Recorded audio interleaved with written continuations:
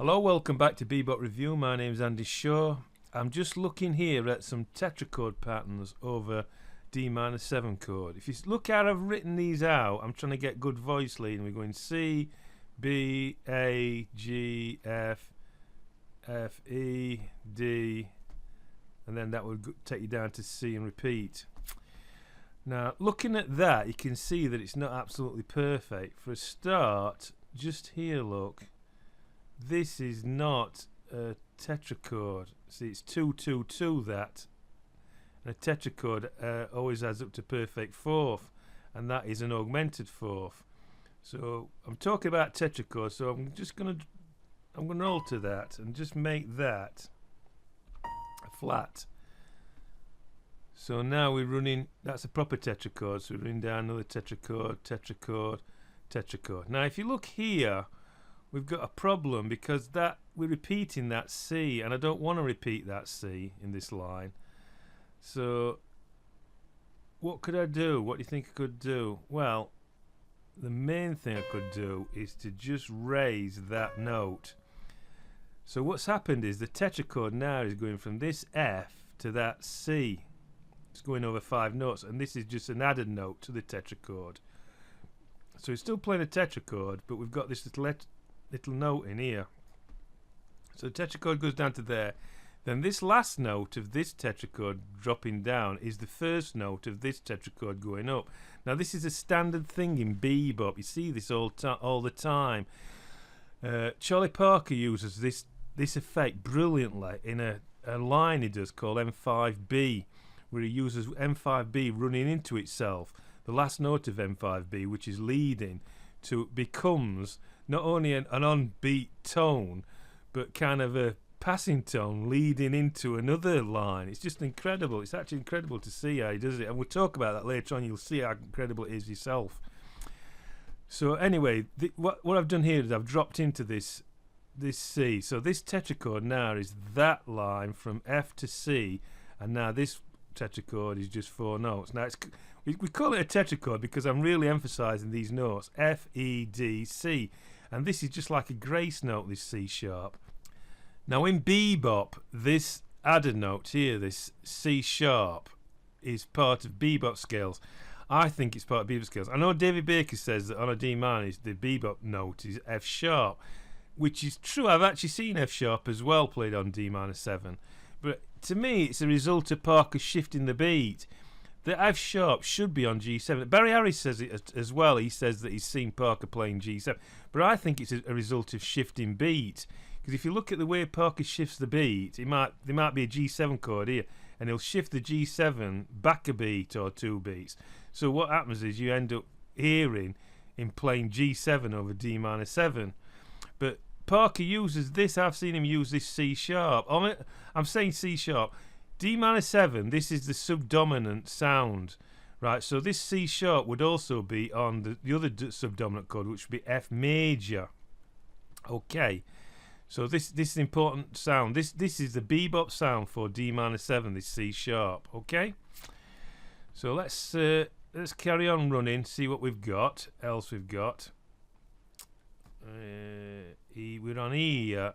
So this is the 9th. This is okay. This is the 9th. We're down to B. We're up here. That's okay. Now repeating again here. How would you do that? Well, exactly the same thing again, wouldn't you? You'd drop that down, and then you'd sharpen it. So you've created another tetrachord, which runs from that A to D, and this time we're putting this C sharp going up as a grace note. So then the tetrachord again is here. So we're just doing exactly what we did there. Can you see? The tetrachord is going from this B to this D, and now we've got another one going down to this A. Now we've got another problem here, haven't we? Because we've got this A repeating itself. So how would we get around that? Well, I don't want to alter this tetrachord because that's a proper tetrachord, isn't it? But what we can do is we can again modify it and put a changing tone in. So the tetrachord is running from that D to that C to that A, and now this is the grace note pushing it up. Do you get what I mean? These are all leading to that A.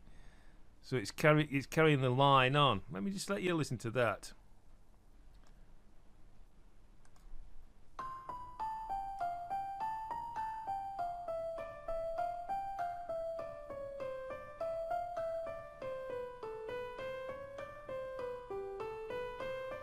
See, it sounds okay, doesn't it?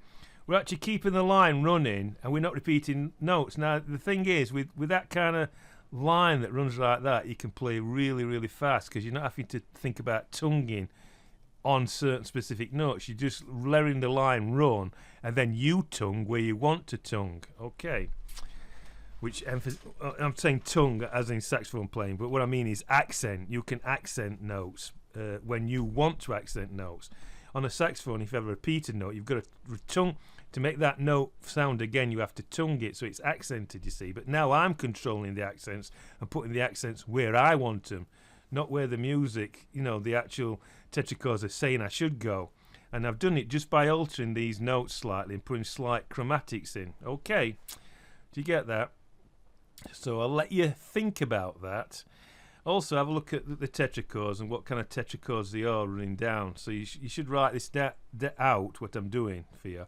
And just have a look at it and see what you think. Have a look at the tetrachords, what tetrachords are being used here, and why you've got to alter these. Like I said, if you don't get it, just go back and watch this video from the beginning again. Because now we're going to go and have a look at the 7th chord, okay?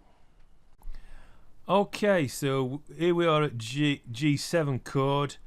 We're probably going to get the same problems again.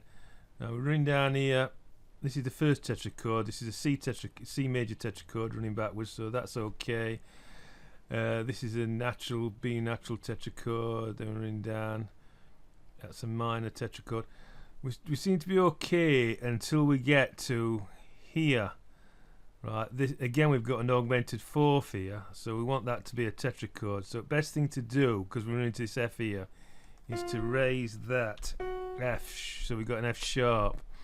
Now that F sharp is the dominant bebop sound on a G7 from David Baker's book How to Play Bebop. So this is actually working as we want it to work. Now we've got another problem here. We've got this F tetrachord, which isn't a tetrachord because that is a B natural. So we're going to have to lower that. So that's okay. Let's run into that very, very nicely. And we've got this E natural tetrachord here, and let me think, we're going to D. That's okay, but we've got a problem here with this B, haven't we? This G.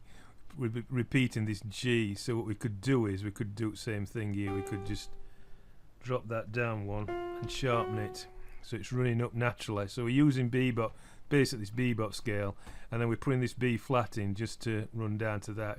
I don't suppose you have to really alter that. You could play that, but what I've seen the thing about this is this B, why I've dropped it down is because when I've seen that B played F G A B in a tetrachord, in a rising Lydia scale, that B seems to always want to go to C.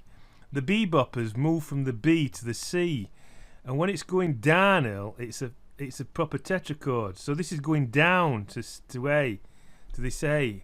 I don't know why they do that, but they do. And as we go into this course more, and I'll show you examples from Parker and the others, you'll actually see that happening yourself.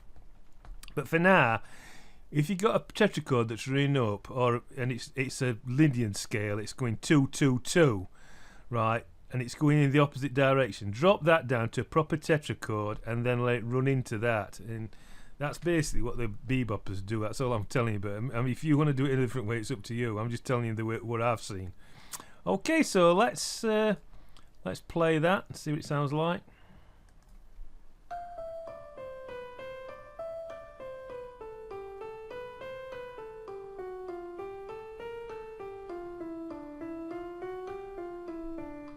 Have you noticed something else as you listen to that?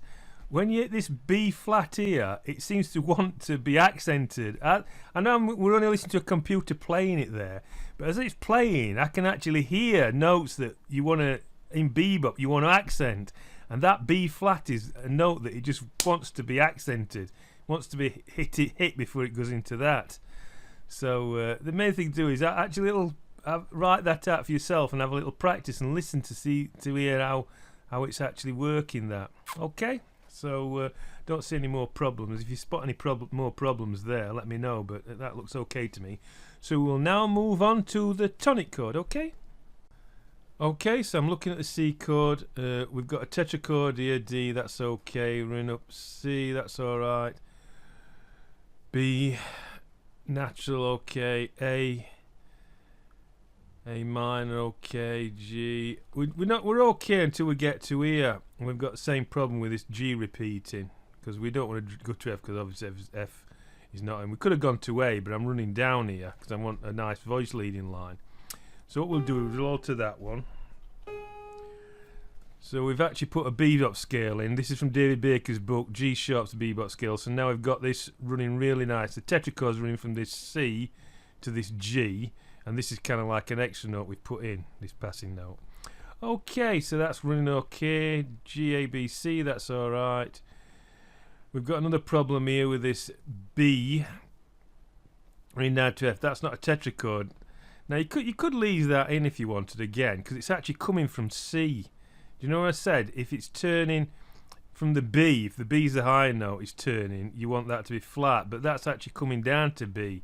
So that's leading down by half steps. So that's actually okay. So you've got a 2-2-2 or a linear scale, but it's actually, in this context, it's actually alright. But then again, you might not want to play that B, because if somebody plays a C on top of that, you know, like a piano player is playing really high and he plays a C on top, that B, it could like clash. But I suppose in this context it don't really matter, because that's going past quite fast. So that's actually all right, I would say, in this context. And then that leads into that E, which is okay. So basically that's all really you need to do there. Now if I were doing that personally, I would alter that. This is just for my own personal, because I don't like this B. So what I'd do is, I'll just show you what I'll do. I'd drop that down to G, bring that to A, that to G, that to G sharp, that to G, and that to F, and then we're in. So it's more boppy. Do you know what I mean? It's got this changing tone here that's running into this A, and then we're running down. We use it bebop scale again, running down to the F, and then see, that looks alright. Now, if I wanted to make it even more boppy, I could lower that down to B flat and raise that to G sharp. So now I've created M5, which is a changing tone, isn't it? It's a special one though. It's a bebop changing tone, which is a chromatic note half above and half below, which is leading to that A. So, which is the 6th of C, which is, I actually like the 6th better.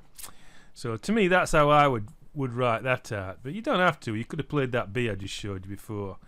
So so that's how I would do it. So I'll let you look at that, and well, I think we'll play it now, shall we? And let's have a listen to it, see what it sounds like.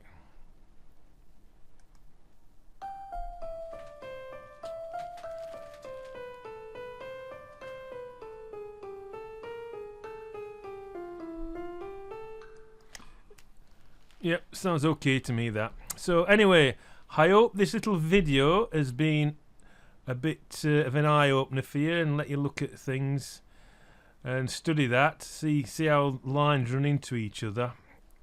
Always remember in bebop that you want really nice voice leading somehow. See how I've got nice voice leading running down here? That would have gone to G there. See, you always want to be thinking about voice leading when you're actually writing lines out, because obviously when you're practicing these kind of stuff, you want to be writing stuff out first and then practicing, because that's what Charlie Parker did. If you listen to Charlie Parker's very early recordings with the J. McShane Band, there's several recordings of him playing the same tune, and the solo is the same on each one, pretty much exactly the same. So he's obviously worked patterns out, so that's what you've got to do as well. Okay, so that's it for this lesson. In the next bebop, I don't think I'm coming back to bebop for a bit, because I want to carry on with Barry Harris and things like that. So next time we come back into this, I'll just show you a few patterns actually in making solos up out to tetrachords. Okay, so see you at the next one. Bye.